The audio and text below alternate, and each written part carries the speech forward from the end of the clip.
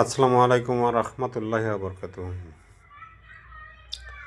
আমরা অবশেষে রিসোর্টের পাশে একটি বৃদ্ধ আশ্রম, রিসোর্ট মালিকেরই, আমরা সেই বৃদ্ধ আশ্রমে ক্যাম্পিং চালাচ্ছি। এখন ক্যাম্পিং বিরতি চলছে, ইনশাল্লাহ বিরতির পরে আবার শুরু হবে।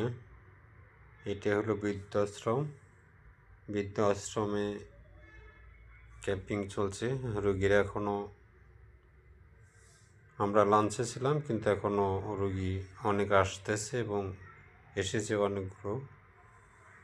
আমরা ভেবেছিলাম একবার শেষ করে লাঞ্চ করতে যাব, কিন্তু আমরা লাঞ্চ করার সময় অনেকগুলো রোগী এসেছে, সেগুলো আমরা লাস্টে দেখব ইনশাল্লাহ।